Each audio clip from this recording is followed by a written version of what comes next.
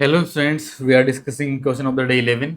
और इस सवाल में लिखा हुआ है the equation of a line passing through the point 1, 2 whose distance from the point 3, 1 has the greatest value. ठीक है। तो मान लो ऐसा है, अगर आप इसका डायग्राम्स बनाना चाहोगे तो ऐसे मान लो कि 1, 2 से एक लाइन पास होती है। ठीक है। और उसका ये जो 3, 1 पॉइंट है यहाँ पर कहीं होगा, इसे डिस्टेंस मैक्सिमम होना चाहिए, है ना।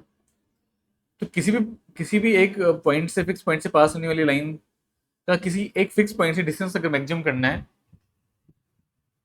तो वो मैक्सिमम डिस्टेंस कैसे आना चाहिए। जैसे ये लाइन हो गई, एक तो ये लाइन हो गई, ऐसे आप बोलोगे और भी लाइन पॉसिबल है। ऐसी भी लाइन हो सकती है, ऐसी भी लाइन हो सकती है। तो देखो मैक्सिमम, आप अगर मैक्सिमम डिस्टेंस निकाल रहे हो किसी पॉइंट से किसी लाइन का, तो कैसे निकाल सकते हो।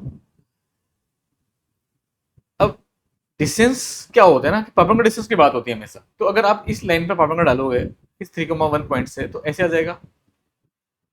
तो ध्यान से देखना, इस वाली लाइन की अगर बात करें तो मान लो कि वो ऐसे कहीं यहाँ पे आ रहा है। इस लाइन पे बात करें तो वो मान लो कि कहीं परपेंडिकुलर कहीं यहाँ पे आ रहा है, मान लो।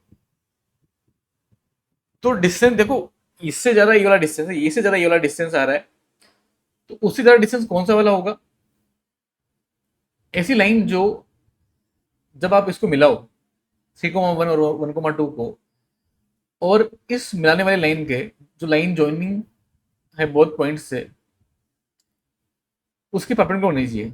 यानी कि ऐसे, है ना। ये लाइन जो आएगी ना, ये होगी मैक्सिमम दूरी पर ये लाइन होगी, है ना। आप ज्योमेट्री से देख सकते हो इस चीज को। ठीक है ना, एक बेसिक ज्योमेट्री आप लाइन ड्रॉ करके देखो, आपको दिखेगा। तो ये वाली जो लाइन है जो परपेंडिकुलर है इस पर, ज्वाइनिंग द गिवन 2 पॉइंट्स, वो जो है सबसे ज्यादा दूरी पे होगी 3, 3, 1 से। ठीक है। अब ये जो पॉइंट है ये वाला, इससे पास होने वाली लाइन कैसे आ जाएगी, y-2 equal to m x-1 आ जाएगा। अच्छा, इसका स्लोप क्या होगा। इसका स्लोप होगा, इस लाइन का स्लोप होगा m जो हमने लिया है, वो आ जाएगा माइनस, और इस लाइन का स्लोप का रेसिप्रोकल होगा, है ना।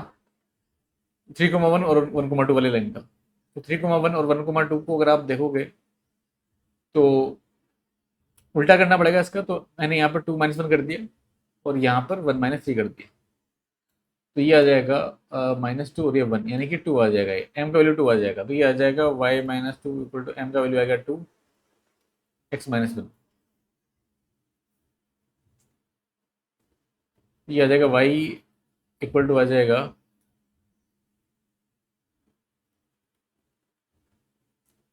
2x-2, तो y आ जाएगा 2x। y आ जाएगा यहाँ पर 2x, यानी ऑप्शन ए आ जाएगा। समझ गए हो गया बात को। तो इसका आंसर आ जाएगा first question of the day 11 का। और मुझे लगता है कि सभी बच्चों को समझ में आ गया होगा ये सवाल। क्वेश्चन नंबर 12 आप ट्राई करो, कॉम्प्लेक्स नंबर का सवाल है, तो ये ट्राई करना है। फिर हम मिलते हैं नेक्स्ट लेक्चर में, तब तक के लिए इतना ही।